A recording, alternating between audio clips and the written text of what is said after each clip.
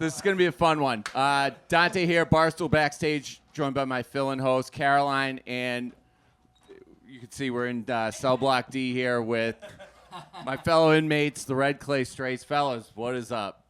How's it going? How's it going? Thank you so much for coming through. I got to say, this is probably the most excited interview. Everyone that we told that we were getting you was like, no fucking way. They're the best. Can't believe you got Red Clay Strays coming through. Like, talk of the weekend. That's cool. No, I'm That's dead disappointing. serious. What? I mean, you guys are. We're not very cool, just nerds. We don't have enough chairs for you, but we are like very, very honored that you decided to come through. Windy City Smokeout, first one. Yep. Yeah. What do you think so far? I don't know. It hasn't started yet. Did you guys just get to Chicago? Yeah, we Yeah. got in like 9 o'clock this morning. Yeah. Now, we've seen the artist amenities. The artist village is pretty top-notch, I'll tell you that. They do. That's they all do, we've seen so far. They do a pretty good job It's here. incredible, I'm yeah. not gonna lie. Did you get to make your way around the barbecue area at all, or? We did some barbecue. We did the burgers in the lunchroom, so. Nice. First time in Chicago? No, we played Chicago. We've played Chicago. We're up to a First time. Where do we play in Chicago though? Joe's on Weed Joe's Street. on Weed Street. And then- legendary spot. We'll come here a lot and we eat at Illuminati's Pizza. Yeah. Pizza Shout Mike out. hooks us up. What do you think about that? Oh, it's great. delicious. It's the best one in Chicago. Yeah. Yeah. All right. Especially when he lets. That's the only pizza you've ever had in Chicago. Yeah, but he lets us. Pizza Mike takes us back there, and we make our own pizzas, and Oh, you get the it's VIP. just, yeah, that's why it's the best. Yeah. I like it. What? You guys from Alabama? Yep. What? Well, Sevens is from Oklahoma. We got a Texas girl over here. What part of Oklahoma? Oh, I don't know. Where is that in relation to like Oklahoma City or Tulsa? It's 2 hours south of Tulsa, 2 hours north of Oklahoma City. So right in the middle, by the Choctaw Casino. Great location. Yeah. He's a gambling man. So how did this come about? How did you guys all link up? What's the connection here? Met these two in 2015, Drew and Andrew. He doesn't like got to be referred names. as these two. In 2015, in a cover band, and that went for a while, and then it split up. And well, we hired John, and then 2 months later it split up, and then we hired Zach, and Drew was the manager, and then he stopped managing and started playing guitar. Nice. I like that. Me and Drew met in college too. That's how before we met Brandon. Where'd you guys go? We went to the University of South Alabama. Me and him actually worked for the football team. No shit. Yeah, I was doing sports med, and he was trying to be a coach, working with the what do you call it? I was working with the equipment staff. I was washing jock straps. Yeah, I was about to say, I remember you Dirty doing a lot of clothes. laundry, too. Brandon would show up. I'd come help Drew with the laundry at night, and Brandon would come, and we'd just hang out in the Force guys out. sports guys. Yeah, Guys getting stretched. So you, you got to pay tuition somehow, right? Dude stuff. Just You've doing worn dude a lot stuff of with other hats. guys. Yeah. you're like Renaissance man. Wait, so where was music at while you guys were focused on, sports path, career, whatever? Mine just was just kind of at home. My dad played guitar or drums and guitar, and my brother played, so I just kind of jammed with them, and it was kind of like just come home from school and it's just therapy kind of thing, I guess.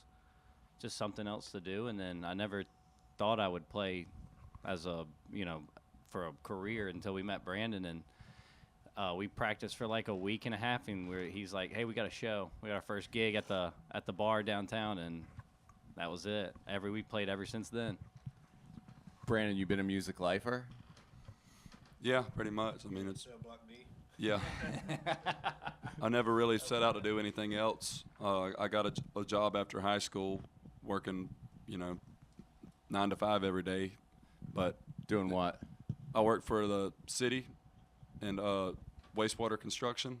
So I built wastewater treatment plants and had to install septic tanks in people's houses.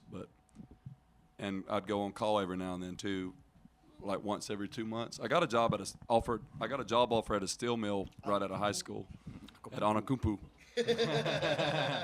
But they had to work night shifts, 2 weeks days, 2 weeks nights, and that would have messed up the band that Drew was managing and that I was singing in. So I turned that down and took that other job for half the pay so we could stay on straight days and play shows at night. So this was a cover band? Yeah, pretty much. Were At the you beginning, guys writing originals back then, doing original stuff, or? We were trying to. Yeah. When I auditioned, y'all were doing originals too. Yeah. It was fucking cool. They just sucked. They were not good. Yeah. Yeah. We were the. I can say that because I wrote them. They were not good. Drinking margaritas and meeting senoritas. That's my favorite. I was super into Jimmy Buffett at one point. I was super into Jimmy Buffett at one point, and yeah, drinking margaritas, meeting senoritas. That was one of the first things. So what changed and when? When did everything kind of like click? There was never a click moment. Yeah, I it's don't just think a so. lot of almost a decade of trial and error, you know, to figure out what works and what doesn't work. Beating people over the head with it. Still trying to figure it out, you know. We are all just collectively dumb enough to just do this full time at the beginning, and then we just struggled check to check until. We just kind of got dumber for a while. Yeah. And then We were like, let's something go. stuck eventually. Let's go do this out on the road somewhere. So we like loaded up in I had a GMC Acadia. I bought with the rest of my tuition money, the extra you get back, and You guys all fit in that? yeah, it was, and with a trailer, and we ended up driving through Oklahoma and Texas, and played to about probably 14 people Oh, total. so you're used to this. This is like spacious for you then. Oh, this is nothing, man. Having a good time. Yeah, yeah, this is. And Drew's been never mind. Cell block D, buddy. So a group as large as yourself, what's the writing process like? Are you guys all involved, input, trusting in a few you? How's this go about?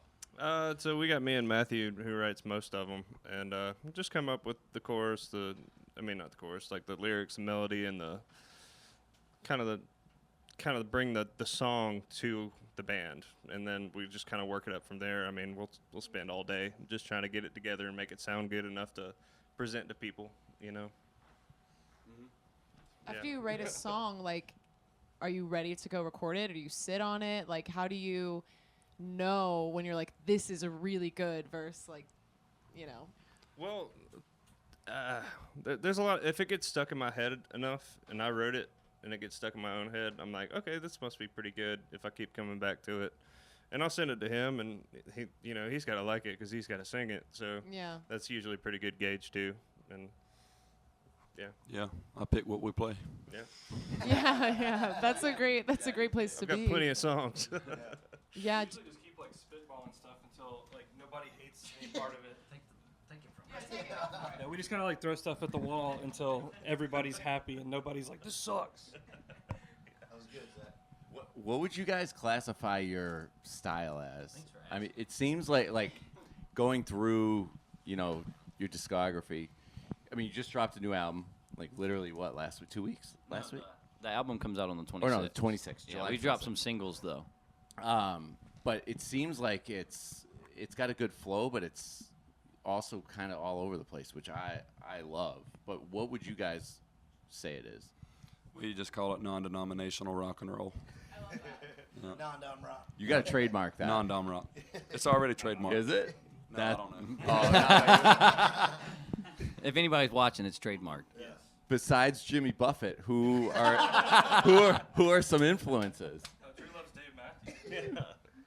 Screw you, I like Dave Matthews. What's wrong with that? Heck, man. Well, we're in the home of the Dave Matthews tour bus incident. that whole thing. Yeah, all the poo-poo fell Maybe off you the could write a bridge. song about it. Yeah, dude. So Dave Matthews is a true inspiration. Yeah, shit from heaven or something. That'd be a beautiful song. I mean, we all got different influences. I listen to a lot of old country now and R&B and kind of the new old country like Stapleton and like Sturgill and Tyler and all them. You know, they've been a pretty big influence, and like Leonard Skinner. But I mean, everybody's got different stuff. So. Yeah, I mean, that pretty much wraps it up for me, too. Very Yeah. interesting. It's He named interesting it. too, like because they say like with your voice, a lot of it, what you listen to when you're a kid, really you end up mimicking kind of. I mean, obviously a lot of it's just the voice you're given. But it's interesting to hear what singers grow up listening to, because it does influence a little bit the way you sing things. Yeah, I mean, it depends on who I'm listening to at the time, whether it's Ray Charles or Waylon or, just whoever it is. I find myself kind of singing a little bit like them during our shows, Chris Stapleton or Sturgill Yeah. or whoever. Do you guys have any like dream collaborations? And this is kind of two-parter, like dream collaborations, but also like, I know you guys were a little bit all over the place, non-dom, Non-dom. but anyone would be kind of a surprise or is totally different vibe than you guys that you would love to collaborate with? Think of anything, Brandon? Y'all were talking about Foo Fighters this morning. We also went on an Oliver Tree kick for a little while too. He's the fucking That man. was- He's the best. He's fun to listen to.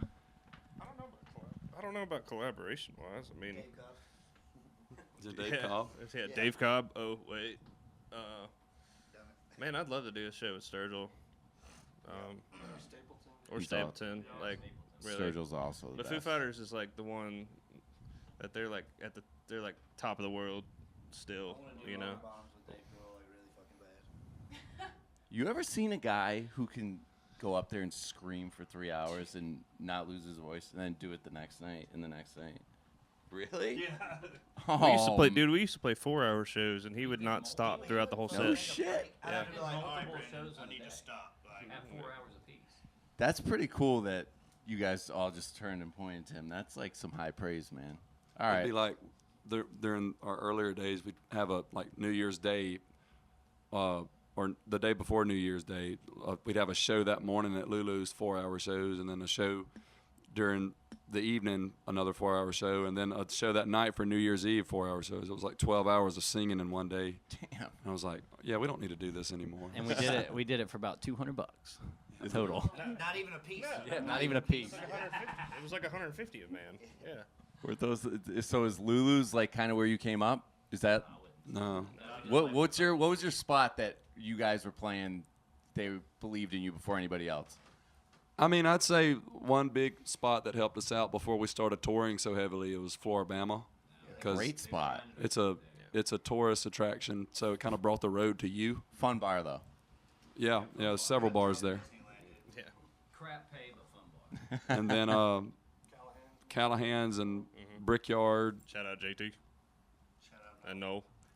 and the Cedar Street Social Club. Those are all the places we played consistently while we were just, in Mobile a lot of the time. So what's it been like going from playing cover songs at, party country bars to festival stages and, big rooms, big audiences? We started playing bigger rooms with nobody there. And the cool part was just to see, more and more people starting to show up. And that's always, I don't know, we didn't really pay attention to it in the moment because you kind of have your nose to the grindstone working hard and not really paying attention to it. But when you stop and look back of just what we used to do compared to what we do now, it's like, man, we've come a long way. Nothing short of Yeah. a blessing for real. And to add to that, are you done? You can Yeah. keep it. A lot of people I think just now because we're starting to get our name out there and attention that it was kind of overnight. We've been touring for about 6 years now, 7 years. A lot of it was just driving ourselves in our old white bus and grinding it. It's a slow process from the beginning, just watching it grow. And yeah, new goals we set and just keep climbing until we're here now, and we still got more goals to accomplish. We ain't done anything yet, so. I love it. And you mentioned the name, and as a guy who loves trap shooting, how did the name come about? That's not a very exciting story. When we started the band, we just kind of running under just simple names we came up with when it was just me, Drew, and Brandon on stage before Drew started playing it. We were the Dirt Leg Trio, just to put something on a marquee to play a bar somewhere. And then we just started crap shooting names, and my brother came up with it one day and sent it to us, and we didn't like it. So it was one we just put out just to do some shows, and it just stuck. And Great. you kind of make a name what it is, and instead of a name making you, That was So deep. it's like Michael Jordan and number 23. 23 didn't mean anything, but he made that number into what it is. So All right, dude. Good Chicago reference, bro. You're dropping them. Lou Malnati's, MJ. What else you We're got? right next to the arena and everything. We do have a Chicago story.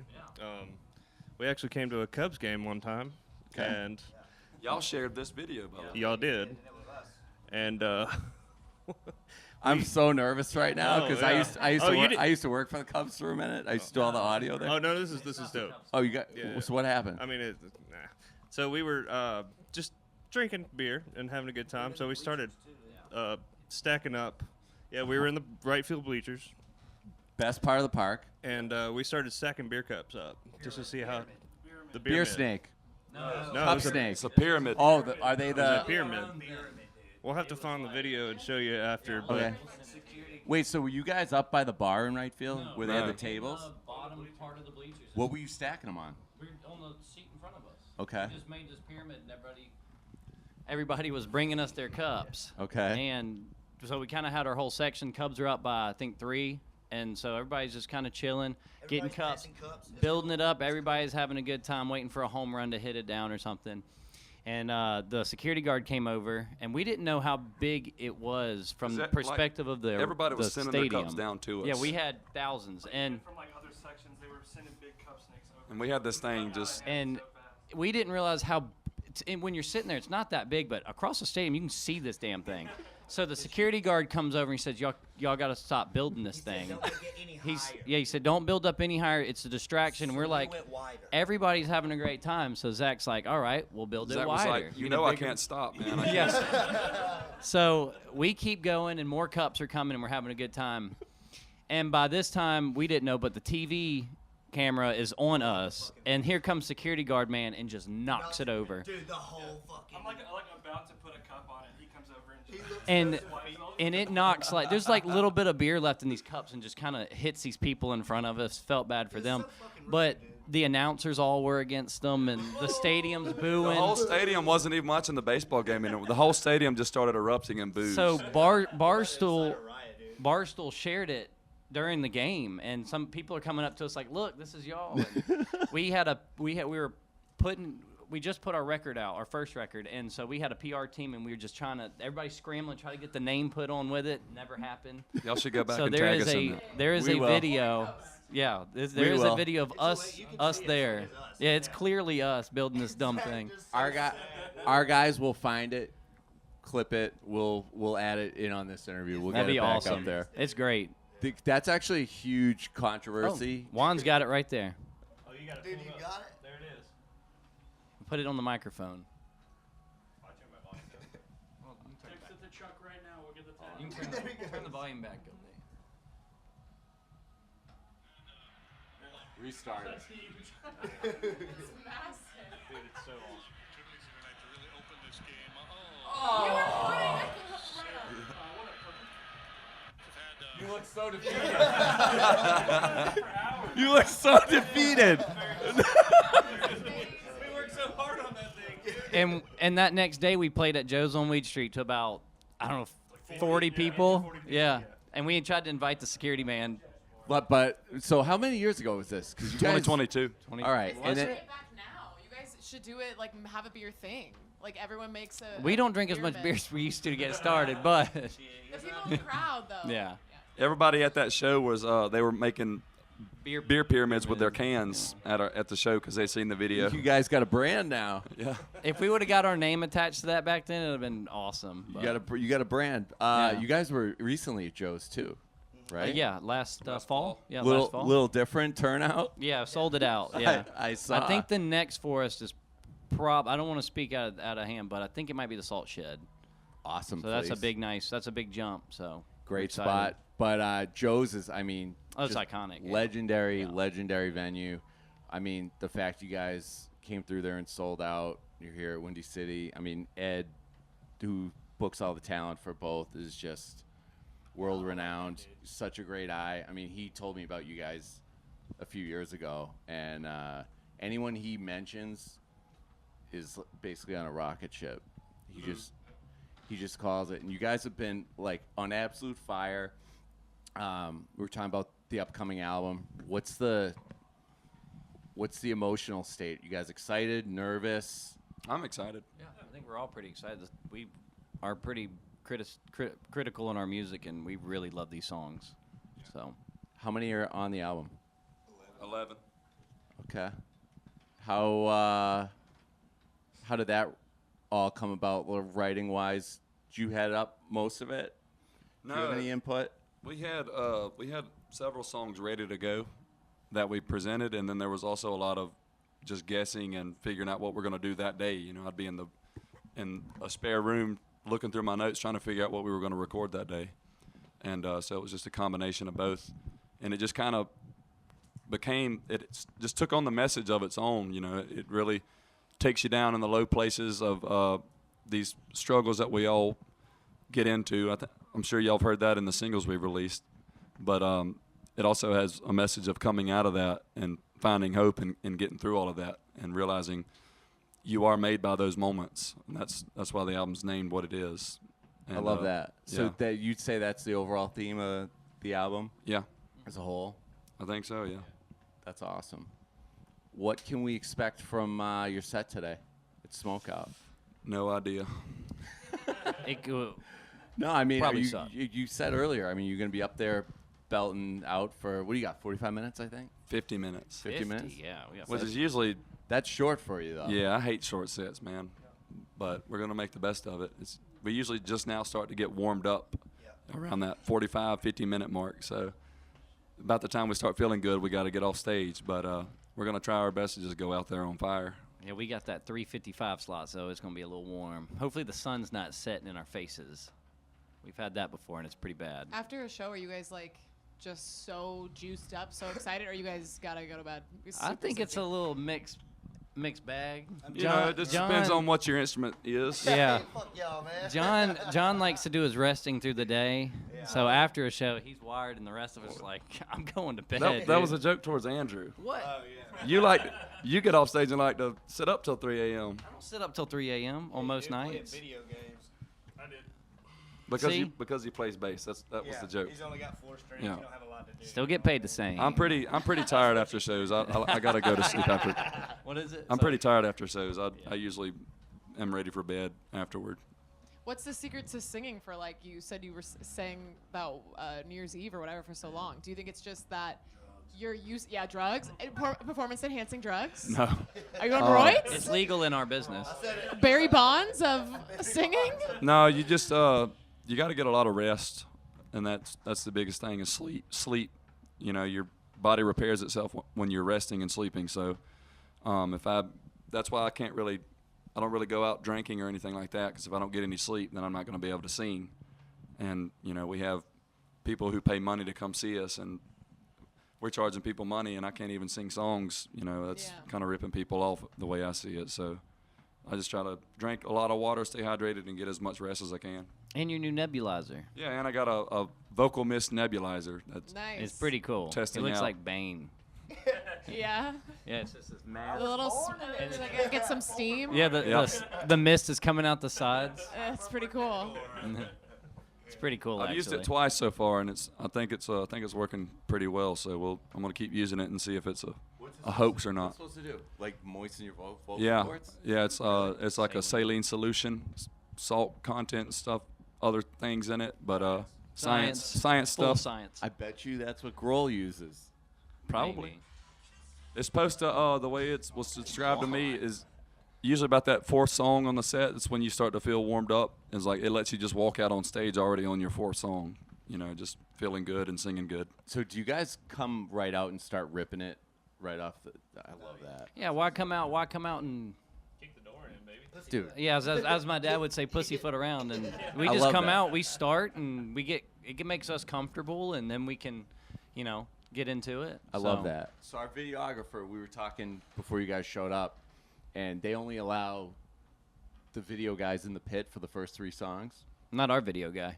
And he's like, well, your guy, yeah, your guy's your guy, but the media people. And he was like, man, it sucks when they come up and they play like all their down tempo, like low energy stuff, and then they finish with their high energy stuff because we only get them First standing 3 there. songs. Yeah, Our first 3 are fucking. they're usually yeah. I usually don't even talk in between the first 3. Just Yeah, you know, we roll just- right into them, break the ice. So the first song that came across my radar from you guys. Obviously, one probably everyone knows. Wondering why. What was first off? What's the genesis of that song? How did that come to be? And what was that like when that just exploded for you? Were you guys like, whoa, or did you know ahead of time like we got a hit on our hands? I don't think anybody knows. Anybody who says they know they have a hit is lying. I mean, I think Stapleton actually said that. Me and Drew and Dan Couch wrote that song in 2019, and we had a version recorded and didn't put it out. Yeah. So how long did you sit on that? Because Well, then COVID hit. Okay. It stopped everything, and then we re-recorded it in 2021 where we did the album. And instead of just having it a single, we just put it out with the album. what was different between the first version and The first version we was heard? recorded similarly how Good Godly Woman was. If you've ever listened to Good Godly Woman, it's a Yep. little more production, a little more modern sounding. And then we recorded The Wondering Why that blew up. And it used to be the equipment in Muscle Shoals. And this guy, Noel Webster, he used to own Muscle Shoals. And he sold it and took all the equipment to his house. And it's like 1960s, I think it's a radar system. No way. So it's a lot of old mics, and that's why that record sounds the way it does. That's so awesome. Yeah, I mean it's pretty cool. There's a lot we wanted to do on that record that we didn't get to, but you know, we just needed to get something out for our first record. You know, I think it's Going around for 5 years with no fucking music out. yeah, YouTube videos. Shit, still touring. yep. So I think it's a good record for our first one. When it comes to deciding what to release, I mean, are you guys butting heads? You get Not really. Butt heads a lot about really anything. is management like trying to steer you guys in a direction? No. Do you guys have total say? Yeah. That's awesome. We do what we want. Yeah. No, we make the calls. I mean that's the way it needs to be. I think it needs to be a perfect relationship between a art side and a business side, and they got to come together to get something done. And when your business side has the same goals as you do, you know, you're all working for the same thing. So they shoot ideas to us, and sometimes we like them and sometimes we don't. And if we don't like them, we don't do it. Yeah. The beauty of it is saying no. We're in charge. Indie? Actually, not anymore. But we signed with RCA this year, but it's like, I mean, we're They in give you charge. they give you guys a lot of freedom. We have all the freedom. That's I amazing. mean, we went in not needing a record label because, I mean, that whole first record with Wonder Why on it was doing just fine. So we kind of met with all these labels with that in mind, and we just told them this is how it's going to be. You know, we're not looking to sign. Why should we be with you guys? So we got a hell of a deal, and we're in charge. We own everything. So.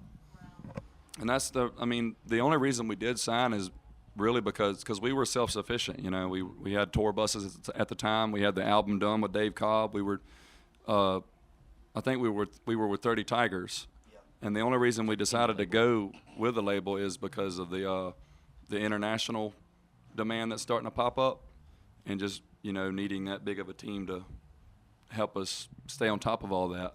So. What's that been like seeing people across seas and in different countries start to like listen to you guys and want you to come over and play shows over there? That's gonna be a wild feeling? Yeah, definitely never expected it. Kind of just take it one day at a time, you know. We've always looked at it as if it happens, cool. If not, just don't get your hopes up. When you get your hopes up, that's how you get your feelings hurt or you get bummed out. So we never got our hopes up about it, but now that it's happening, we're thankful, and like I said, just take it one day at a time, get ready to do it. Have you guys been outside the country I was yet? just about to add to that. We first foreign dates is going to be in the UK this August. Nice. So we'll do Ireland, the UK, and then we have a festival out in Germany. That's our first time. We were just talking with Corey Kent, and we were talking about the difference between British crowds and American crowds and how reverent and respectful they are. They sit there like they're in a library and wait till you finish the song, and then they go crazy. How it probably should be. But there's good ones when it's just rowdy, like Ohio the other night or last night, and the night before we did 2 nights in Columbus, and they are rowdy. It's the Wild West. It is nuts. But then you go to places like New York, and it's a little different attitude in the crowd. There's not as wild. They're just kind of there. Yeah. So you guys like an energetic Oh yeah, we feed High off energy of it. crowd. Yeah, yeah, we feed off of that. We don't know what Europe's got in store. So What's your favorite show you guys have played to date? I mean, Or one that sticks out. Doesn't have to be the best or one your that favorite. sticks What's out one was that sticks Rabbit out? Rabbit was cool. That was Yeah, 4,500 people there, and they were all wild. that was our first big ticket show in Asheville. Yeah. Mhm. Asheville. What is like you're saying you like that they're rowdy? Is there like too rowdy? Does it get too Yes. crazy? Yeah. Just like that festival we just played. Yeah. The one at Texas A&M, dude. Nah. I don't even remember that. No. That was Lubbock.